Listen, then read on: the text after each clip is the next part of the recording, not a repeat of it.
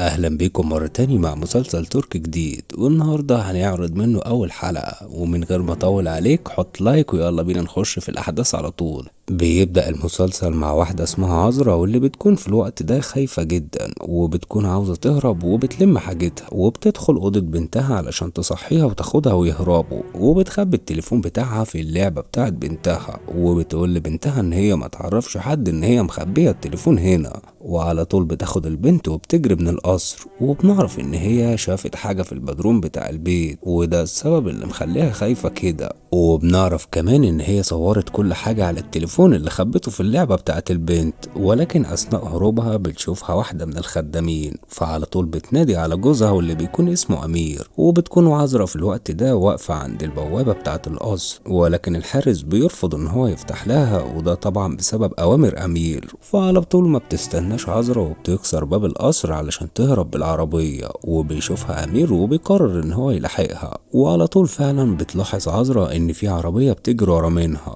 وبتحاول ان هي في الوقت ده تطمن البنت وبتفضل تغني لها، ولكن بنتها ليلى بتوقع اللعبة بتاعتها من العربية، واللي دي طبعا بيكون فيها التليفون بتاع عذرا. فبتضطر عذرا هنا ان هي تقف علشان تنزل تجيب اللعبة، بس بمجرد ما عذرا بتوصل الغابة بيوصل امير هو كمان، وعلى طول بياخد بنته وبيدخلها عربيته، وبينادى على عذرا وبيقول لها ان هو هيعتبر ان اللي حصل ده كأنه ما حصلش، وانه كمان بيحبها جدا، وان اللي شافته ده بيكون مجرد تهيؤات لان هي مش منتظمة في اخذ الادوية بتاعتها. ده غير ان هو بيكون مرتبط بيها، وبيقول لها ان هو مش هيسيبها حتى لو راحت اي مكان. وفي اللحظة اللي بيشوفها امير بيجري وراها، وبتضطر عذرا ان هي تجري بره الغابة، ولكن للاسف بتخبطها عربية، وعلى طول بينزل منها شاب يطمن عليها ويتأكد ان هي لسه عايشة، وبياخدها في عربيته وبيمشي. وبنرجع تاني للقصر مع ام امير وهي بتراجع الكاميرات، وبتعرف ان عذرا دخلت البدروم وكمان صورت كل حاجة فيه، وده السبب اللي خلاها تقلق.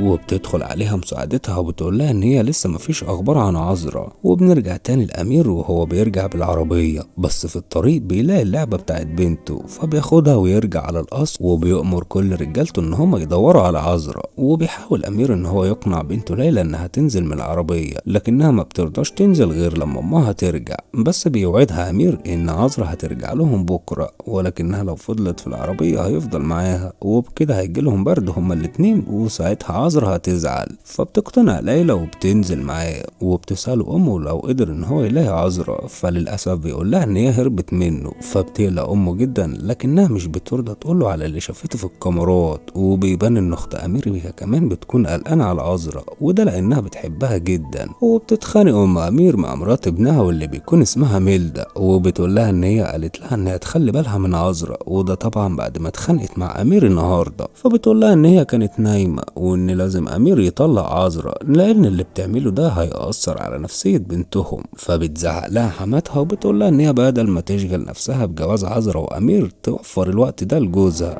وبيتخانق فعلا معاها جوزها سرحان، وبيقول لها ان هي ما تتدخلش وتجيب لهم صداع. فبتطلب منه ميلدا ان هو يعلمها انه ازاي ما يكونش ليها لازمه. فبتسأل المساعده ام امير وبتقول لها هي ليه متضايقه، وان عذرا مشيت وان هي ما كانتش بتحبها، وحتى انها كانت مجهزه اوراق طلاقها هي وامير. فبتقول ام امير واللي بيكون اسمها جيهان ان عذرا بيكون معاها حاجه مهمه، وبتأمرها ان هي تبعت حد يقتلها فورا. وبنرجع لامير واللي بيحاول ان هو يخلي بنته تنام، وبيوعدها ان عذرا هتكون موجوده بكره، لكنها بتقوله ان هي ما بتعرفش تنام غير في حضن امها. فبيتعاطف معاها امير وبيقول لها ان هو كمان ما بيعرفش ينام من غير عذرا، وبيطلب من بنته انها تحضنه علشان يعرف ينام لحد ما عذرا تجيلهم بكره. وبتكلم المساعده مجرم وبتبعت له صور لعذرا، وبتقوله ان هو يلاقيها في اسرع وقت ويقتلها. وفي الوقت ده بتكون عذرا بتفوق من الغيبوبه اللي هي فيها، وبيطمن عليها الشاب اللي خبطها واللي بيكون اسمه ديمير، وبيسألها عن اسمها ولكنها بتخاف تقوله عليه. فبتقوله ان هي اسمها دفنة، وبيعرفها ان هو دكتور وانها كويسة، وبيطلب منها البوليس ان هو ياخد شهادتها،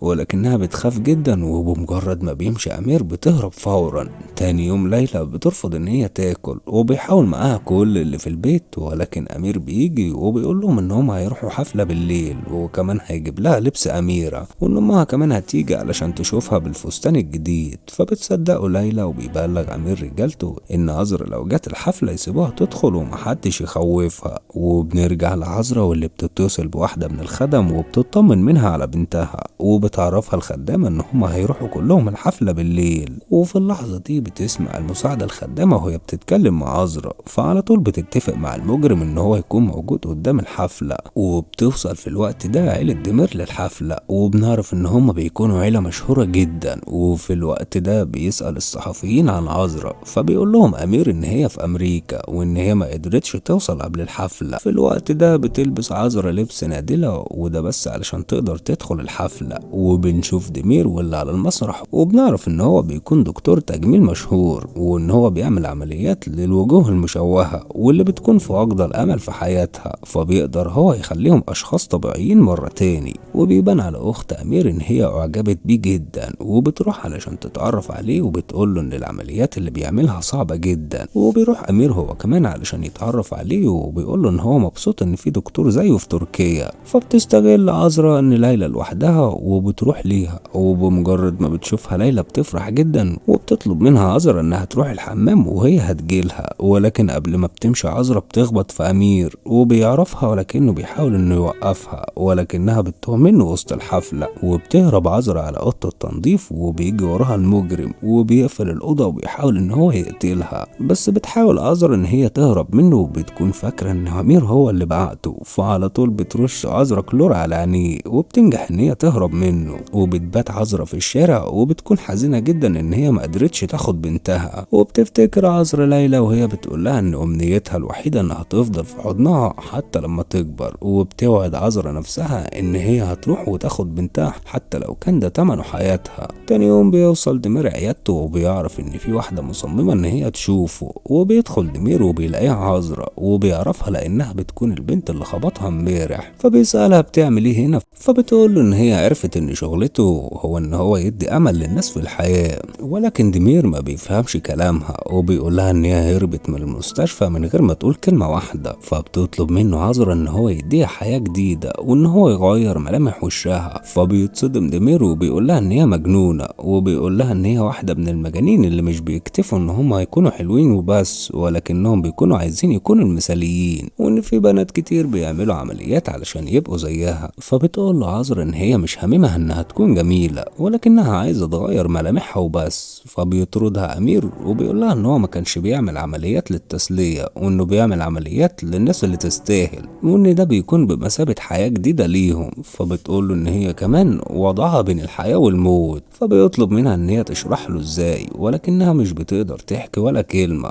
فبيضطر دمير إن هو يطردها. فبتفضل عذرا قدام عيادته بالأيام، وبيشوفها دمير كل يوم الصبح وبالليل، ولكنه بيتجاهلها. وبعد أيام بيتخانق معاها دمير، وبيقول لها إن هو مش هيعمل ليها العملية دي، ولو فضلت تضرده كده كتير هيبلغ عنها الشرطة. ولكن لما عذرا بتمشي بيجي المجرم وبيخطفها. فبتصرخ عذرا جدا وبيسمعها دمير، وبيروح وراها في الطريق. وبتقدر عذرا إن هي تهرب من العربية، وعلى طول بيحاول دمير إن هو يروح وراها. فبتستخبى في مبنى، وبيجي وراها المجرم وبيكون خلاص هيقتلها، ولكنها بتهرب بصعوبة وبتطلع السطح بتاع المبنى. وبيطلع وراها دمير على طول، وبيقول لها إن الأمن لاحظ إن في حد بيطاردها وإن المجرم هرب خلاص. وبيقول لها إن هي ما تخافش وإن هي دلوقتي في أمان. فبتزعق له عذرا وبتقول له إن طول ما ده وشها مش هتكون في أمان أبدا، وإن هم هيطاردوها في أي مكان تروحه، وإن وشها ده هيكون السبب في موتها. وبتقول له إن أنت كنت آخر أمل ليا، وبتقرر إن هي تنتحر. فبيحاول على طول دمير إن هو يمنعها، وبيقول لها إن هم هيلاقوا حل.